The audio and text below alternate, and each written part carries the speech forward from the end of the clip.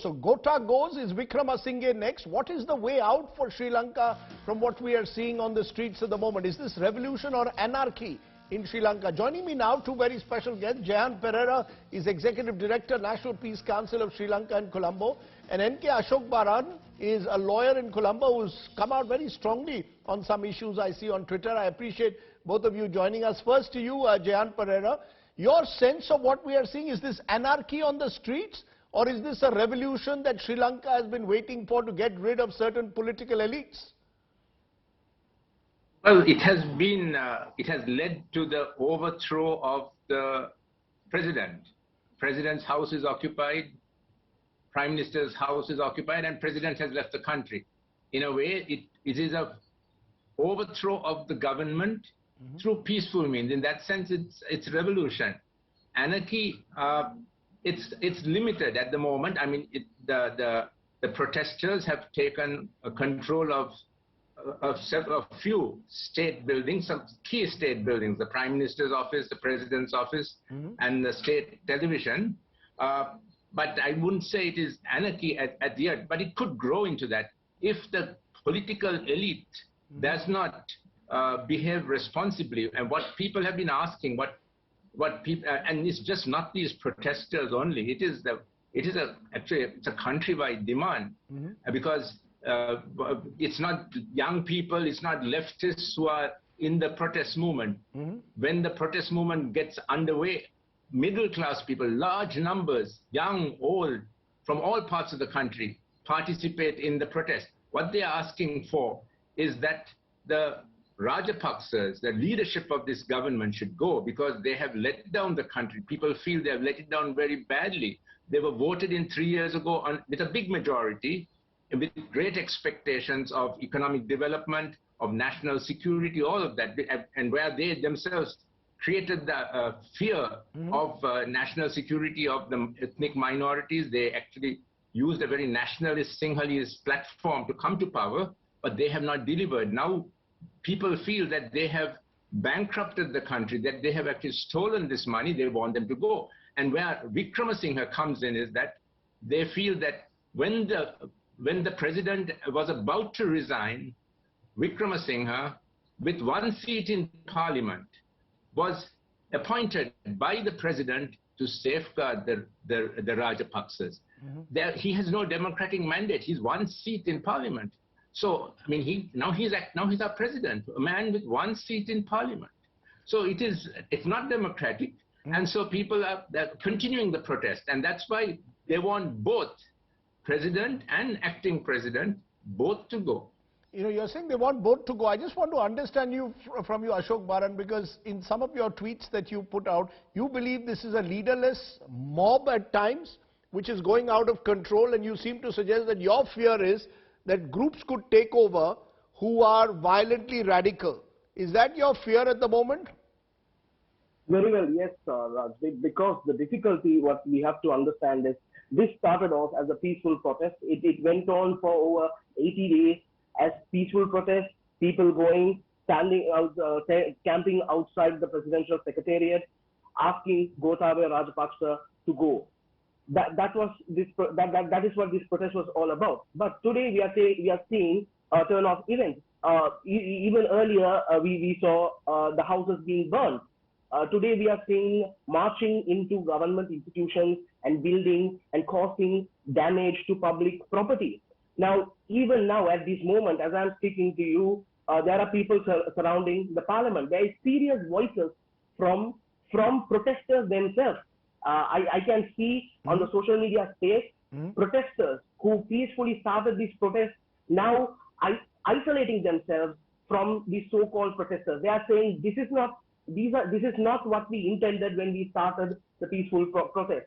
So we can see there are certain elements, and we saw what happened in the national television channel. The television channel had to be blacked out for a while, because these are dangerous elements, and this is not the first time. Now, who are these elements? Dangerous anti-democratic elements have done this to this country. Between anyone who knows the history of Sri Lanka knows what happened between 1988 and 1990. So these people, although I call them anti-democratic because they are to the far left, Their leftist ideology is absolutely against democratic institutions and democratic constitution. You can see the Bar Association of Sri Lanka has backed the peaceful process for months. And you can see the statement of the Bar Association released yesterday and today. The Bar Association is pleading to uphold the constitution and protect the rule of law. Now that is very important. Whatever the solution we have to find within the constitution, within the democratic framework. We cannot surrender this country to the people who want to dismantle democratic institutions.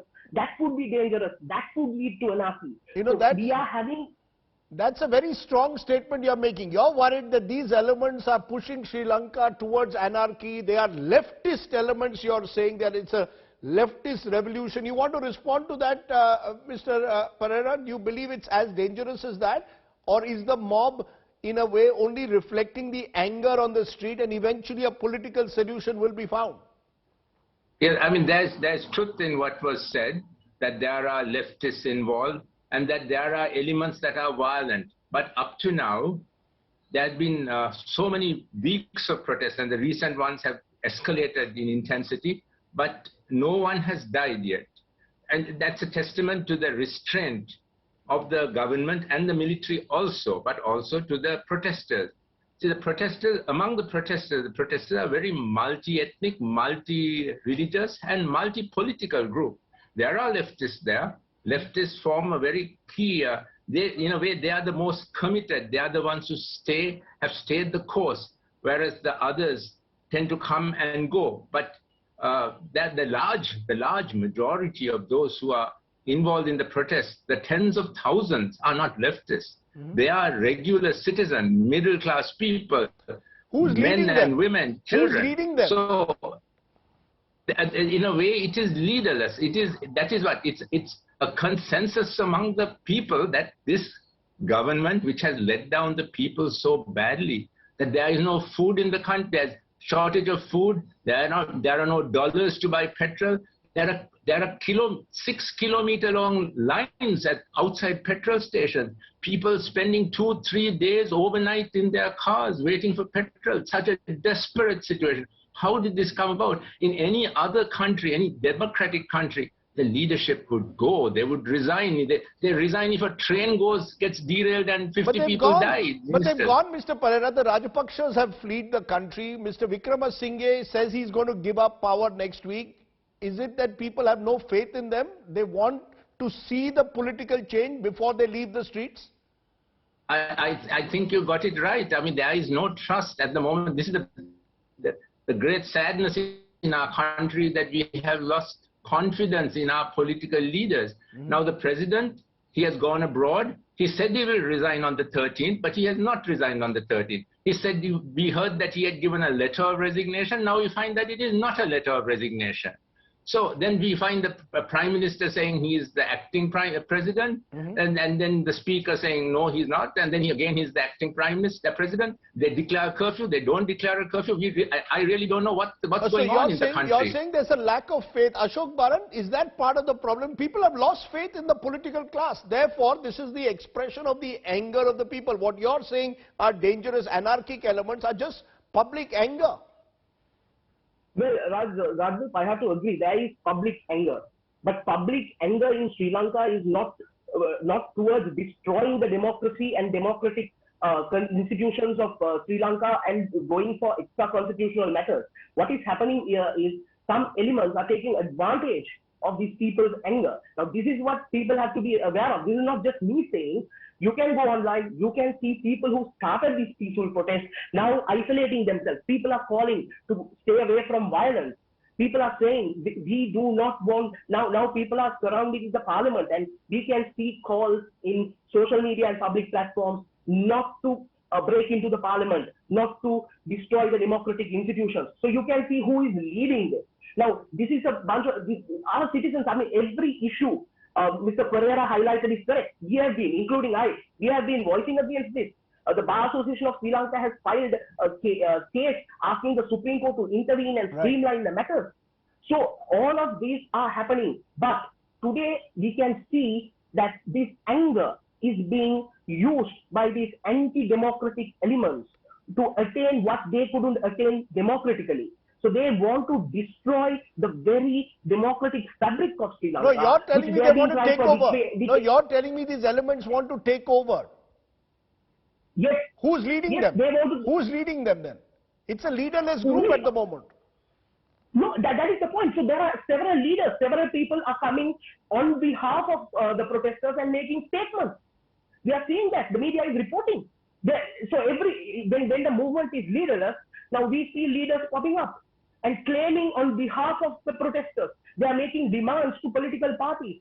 And they are saying they must be included in decision making. Why? Sri Lanka has a democratic system, a constitution. Of course, as the opposition leaders clearly said, there is a gridlock situation. Yeah. But that gridlock situation can be constitutionally resolved. Let me leave it there. That is the way. That is the political way.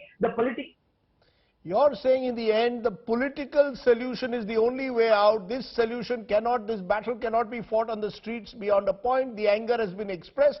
Eventually, the constitution of Sri Lanka must prevail. Eventually, possibly, we will have an all-party government sooner rather than later till the next elections are held. But for now, to have two fine voices coming in there from Colombo to give us a sense of what's happening in your wonderful country. I hope peace returns sooner rather than later. Thanks very much, Mr. Pereira, and my other guest, Ashok Baran, there from Colombo.